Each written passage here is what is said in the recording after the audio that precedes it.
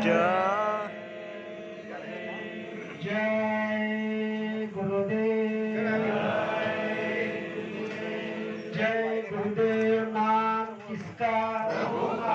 यह नाम नहीं इंसान का। आओ सतयुग आपका, आओ सतयुग आपका। तो प्रेम से बोलिए जय गुरुदेव।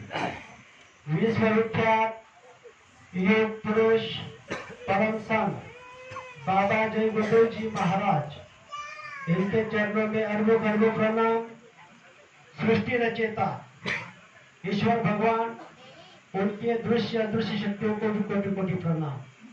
यहाँ पर उपस्थित बुदगांव गांव के ग्रामस्थ, दूर दराज से आए हुए, विभिन्न संगठनों से आए हुए सभी माता पिता भाई बहन, सबको मेरा प्यार भरा जय गुरुदेव।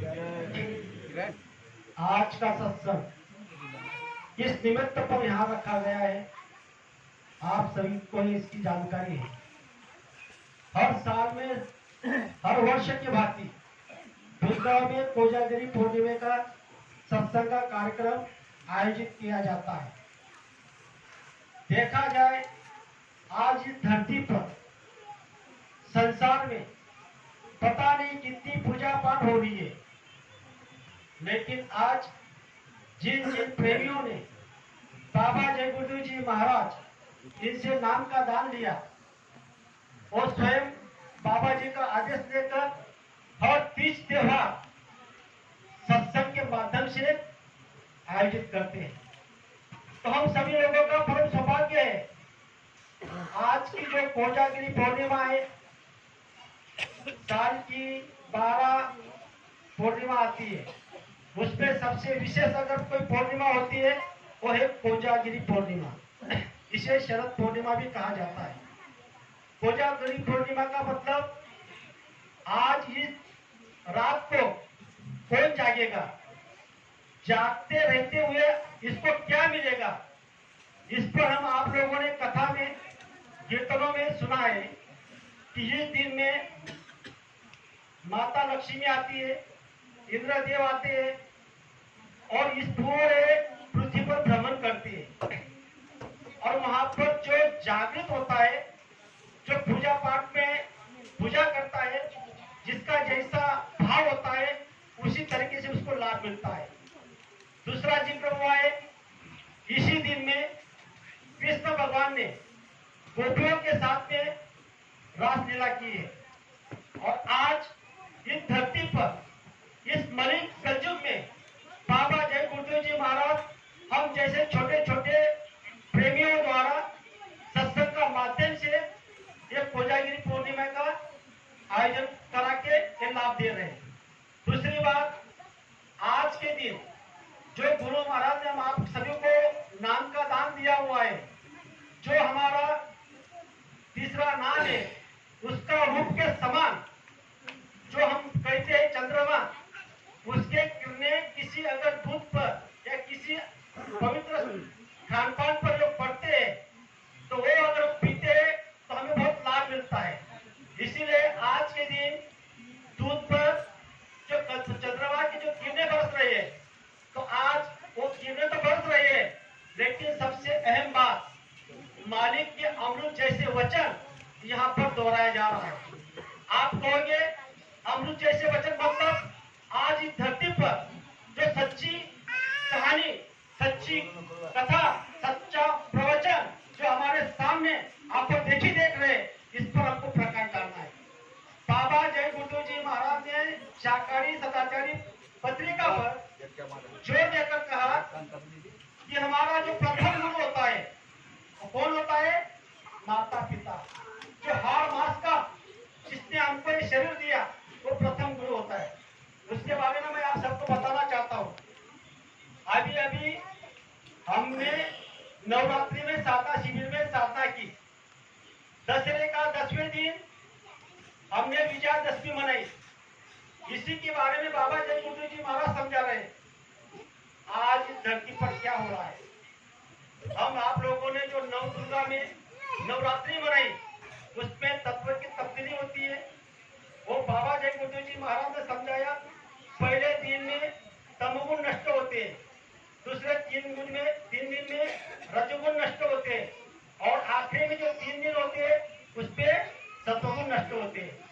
और 10वें दिन इस इंद्रियों के जो 10 इंद्रियां है उस पर विजय प्राप्त करके उसका हम दशहरा मनाया। नवरात्रि के बारे में संत महात्मा हम आपको समझा रहे हैं। और नवरात्रि की माँ खुश कब होती है?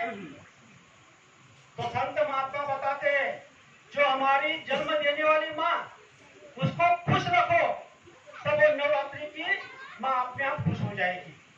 आप कहोगे कैसे? जिस माता ने हम आपको 9 महीने अपने पेट पे रखा, आगे वो माता ने क्या किया? 9 महीने 9 दिन के बाद हम बाहर आया, बाहर आने के बाद हम गिले में सोए और वो स्वयं माता ने गिले में सोई और हमको सूखे में सुलाया।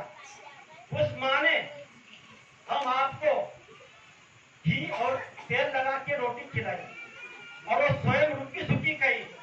इतना ही नहीं, जब वो सब्जी बनाती है उस समय में वो तेल वाली सब्जी हमको खिलाती है और वो स्वयं बिना तेल वाली सब्जी खाती है।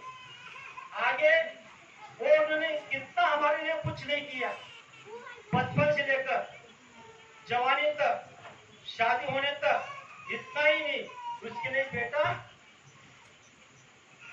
बालपन की अवस्था ही रहता है। आज इस धरती पर ऐसा एक प्रसंग हुआ है कि एक जगह पर, मैं नाम नहीं बताऊंगा, एक जगह पर एक माता पिता ने अपने बेटे को अच्छी सी परवरिश की। वो परिस्थिति में साधारण थे। जब साधारण परिस्थिति में उसने अपने खेती में दूसरे की यहाँ मजदूरी कर जब बेटे को अच्छे से पढ़ाया, उसके पढ़ाई में सब जितना धन था वो लगा दिया।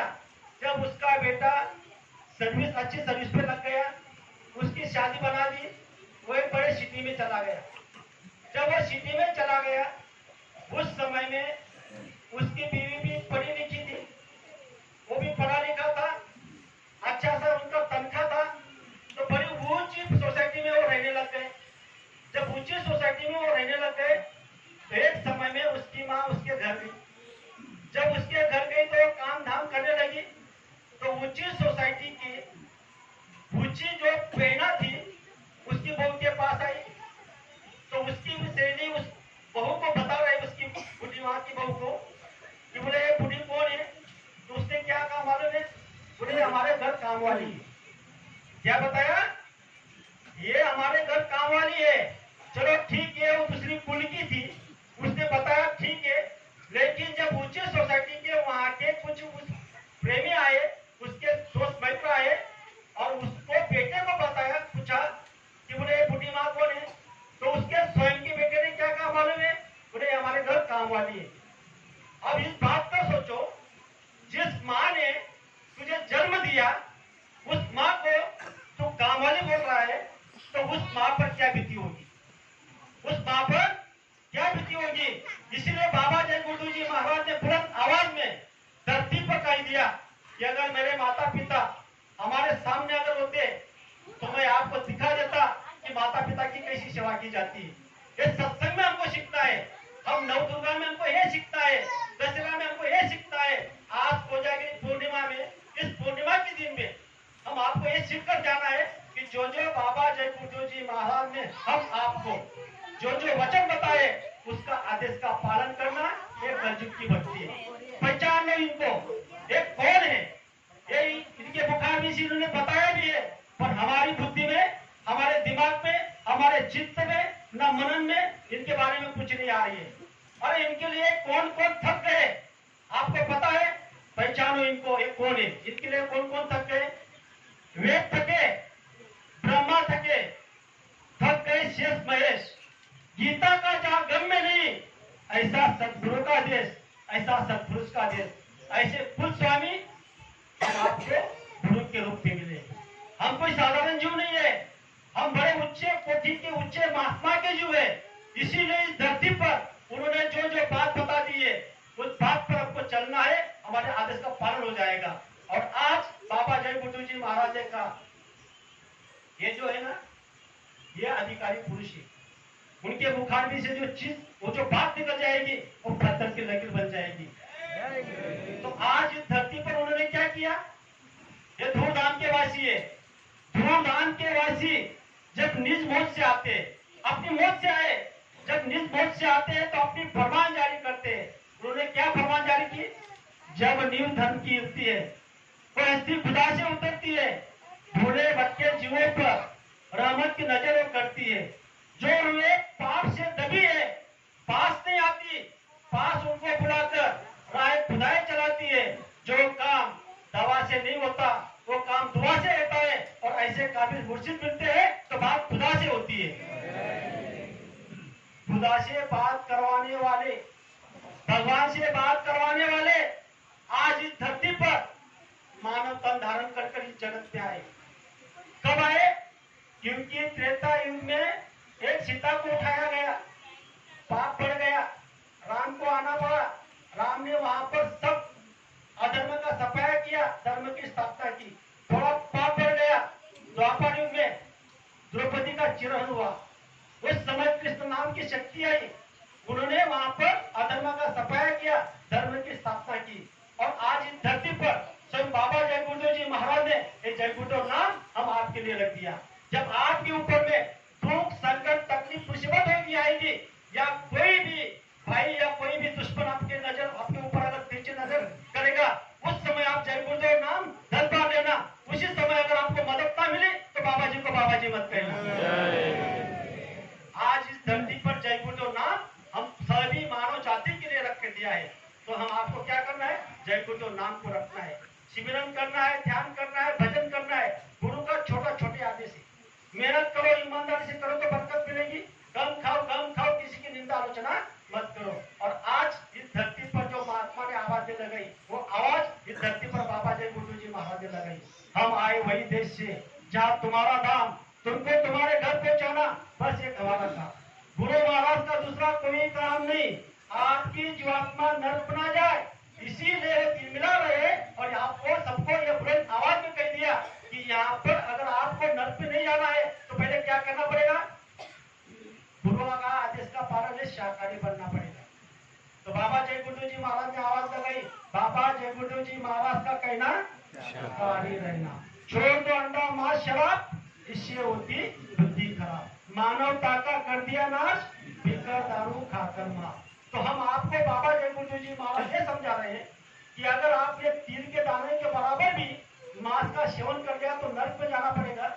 इसीलिए आज जिस प्रेमी ने भी यहाँ पर जो नए माता पिता भाई बहन आए होंगे या गांव के जिन्होंने आज तक शाकाहार अपनाया नहीं होगा, उनके लिए बाबा जय गुरुदेव जी महाराज ने बुलंद आवाज में कहा कि आज इस धरती पर बाबा जय गुरुदेव जी महाराज की बात को जो मान लेगा और शाकाहारी हो जाएगा, उसकी जीवात्मा के लिए स्वर्ग का द्वार खुल जाएगा। और जिन किसी भाई ने, किसी बहन ने, यहाँ के कोई मानव ने आज इस धरती पर बाबा जय गुरुदेव जी महाराज की बात नहीं मानी और उन्होंने मांस खाया, शराब पिया, माता पिता की सेवा नहीं की, अधर्म अपनाया, तो उसकी जीवात्मा के लिए नरक का द्वार खुल जाएगा, स्वर्ग का द्वार बंद हो जाएगा। इसीलिए हम आपको इस बात को सोचना है, गुरु महाराज जो मानव जाति को हित का और कल्याण की जो उपदेश देते हैं उसको हमको रखना है। गुरु महाराज ने पता नहीं कितने सत्संग हमको सुनाए, तो हम आपको क्या करना है? सत्संग के एक एक वचन को अपनाना है। इस पर वो कह रहे गुरु वचनों को रखना संभाल के, एक एक वचन में गहरा राज है, जिन्होंने जान ली महिमा गुरु की, उसका कभी डूबा नहीं जहाज रे।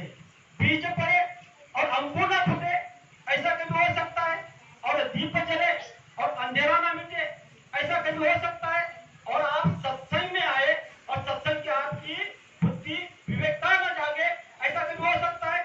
इसीलिए बाबा जय गुरुदेव जी महाराज ने सत्संग का एक माध्यम रखा और हम आपको सत्संग में जाने से यहाँ पर जो भी गुरु महाराज ने बताया, यहाँ पर जितने माता पिता भाई बहन आए हुए हैं, यहाँ से कोई भी प्रेमी खाली हाथ नहीं जाएगा, क्योंकि संत महात्मा का ये वचन है, ये स्वाभाविक गुण है। हम आप लोग क्या क्यों आए? गुरु को मिलने। गुरु कहाँ मिलते हैं? सत्संग में मिलते हैं। तो सत्संग में क्या है? गुरु तुमसे मिलने का सत्संग एक बहाना है। दुनिया वाले क्या जाने, ये रिश्ता पुराना है। तो हम आपका रिश्ता पुराना है, तो यहाँ पर जो आप लोग आए हुए हो तो खाली हाथ नहीं जाएंगे, मतलब गुरु दरस को जाइए। तज ममता अभिमान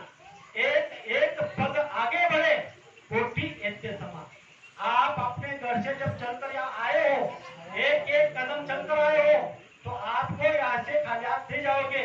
तो आए तो हो, लेकिन आपको क्या करना पड़ेगा? ममता को त्यागना पड़ेगा, अभिमान को त्यागना पड़ेगा। मतलब सत्संग में आप जो सच्चित होकर सत्संग सुन रहे हो, तो आपका मन को गुरु के वचन में लगाना है, ना आपके घर संसार में, ना माया में, ना अभिमान घमंड में। तो ये इस बात को आपको सोचना है। आज के दिन इस समय में मैंने आपके सामने दो शब्द रखे, हो सकता है कहने में एक शब्द नहीं बोलना चाहिए, तो आप मुझे आपका सभी लोग प्रेम से बोले।